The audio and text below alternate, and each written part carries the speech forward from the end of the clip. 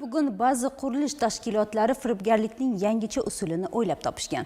Ular qurilishi endigina boshlangan binoni xaridorlarga ko'rsatib, go'yoki shu yerda ko'p qavatli uy qurayotganliklarini aytadilar. Ularning gapiga ishongan fuqarolar xonadon olish uchun oldindan to'lovni amalga oshirishadi. Oradan biroz vaqt o'tgach borib qarasangiz, qurilishdan asar ham bo'lmaydi. Qurilish tashkilotini vakillarini esa umuman topib bo'lmay qolgan.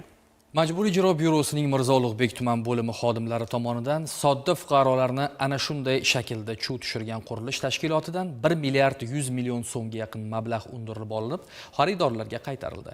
Majburiy ijro byurosining Toshkent shahar boshqarmasi bilan hamkorlikda tayyorlangan navbatdagi lavhada shu va shunga o'xshash boshqa holatlar haqida so'z boradi.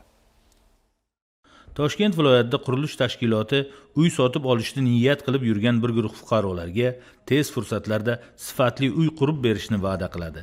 Xaridorlarning ishonchiga kirgan quruvchilar sodda fuqarolarning 1 milliard 88 million 782 ming so'm pulini olishga ham ulguradi.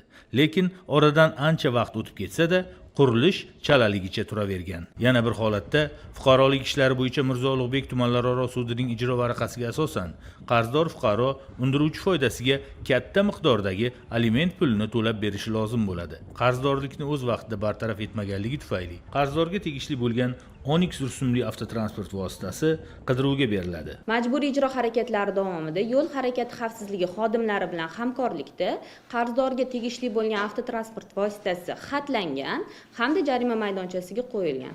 Hozirda qarzdorlikni to'lab berish bo'yicha muddat berilgan. Agar qarzdorlik vaqtida bartaraf etilmasa, jarima maydonidagi avtotransport vositasi auksion savdosiga chiqariladi va savdodan tushgan mablag' qarzdorlikni bartaraf etishga qaratiladi. Nodirbek Shamsiddin, Jahongir Qosimov, Yoshlar.